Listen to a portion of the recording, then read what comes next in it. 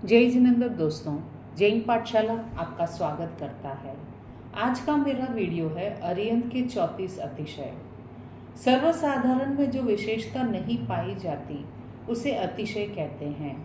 तीर्थंकर में ऐसे 34 मुख्य विशेषताएं होती है। ये विशेषताएं या अतिशय कुछ जन्म से ही होती है, कुछ केवल ज्ञान की प्राप्ति के पश्चात होती है। वे इस प्रकार है। मस्तक आदि समस्त शरीर से बालों का मर्यादा से अधिक न बढ़ना, यानी बुरे लगे ऐसे। शरीर में रोग आदि का न होना तथा रज मैल आदि अशुभ लेप न लगना। रक्त और मांस गो दूध से भी अधिक उज्जवल, धवल और मधुर होना। श्वासोच्छ्वास में पद्म कमल से भी अधिक सुगंध होना, यानी जब भगवान सांस लेते हैं तब उनकी सांस पद्म कमल से भी अधिक सुगंध होती है। आहार और निहार चर्म चक्षु वाले द्वारा दिखाई न देना। जब भगवान चलते हैं तो आकाश में गरनाट शब्द करता हुआ धर्म चक्र चलता है, और जब भगवान ठहरते हैं तब ठहरता है।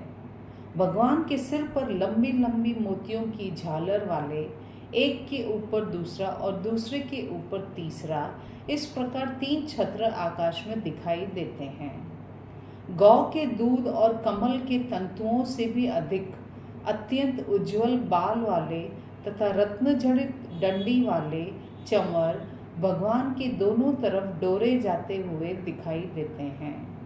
स्फटिक मणि के समान निर्मल देदीप्यमान सिंह के स्कंद के आकार वाले, रत्नों से जड़े हुए, अंधकार को नष्ट करने वाले पाद पीठिका युक्त सिंहासन पर भगवान विराजे हुए हैं, ऐसा दिखाई देते हैं। बहुत ऊंची रत्न जड़ित स्तंभ वाली और अनेक छोटी छोटी ध्वजाओं के परिवार से वेष्टित इंद्रध्वज भगवान के आगे दिखाई देती है। अनेक शाखाओं और प्रशाखाओं से युक्त पत्र, पुष्प, फल एवं सुगंध वाला भगवान के 12 गुना ऊंचा अशोक वृक्ष भगवान पर छाया करता हुआ दिखाई देता है। शरद ऋतु के जज्वलामयमान सूर्य से भी 12 गुना अधिक तेज वाला अंधकार का नाश प्रभामंडल तीर्थंकर प्रभु के पृष्ठ भाग में दिखाई देता है। तीर्थंकर भगवान जहाँ जहाँ विहार करते हैं वहीं की जमीन गड्ढे या टीले आदि से रहित सम हो जाती है। बबूल आदि के कांटे उल्टे हो जाते हैं, जिससे पैर में चुभ न सके। सभी ऋतुओं में शरीर के अनुकूल सुहावना मौसम बन जाता है। भगवान के चारों ओर 1-1 योजन तक मंद मंद शीतल और सुगंध वायु चलती है, जिससे सब अशुचि वस्तुएं दूर चली जाती है। भगवान के चारों ओर बारीक बारीक सुगंधित अचित जल की वृष्टि 1-1 योजन में होती है, जिससे धूल दब जाती है। भगवान के चारों ओर देवता द्वारा विक्रिय से बनाए हुए अचित 5 रंग के पुष्पों की घुटनों प्रमाण वृष्टि होती है।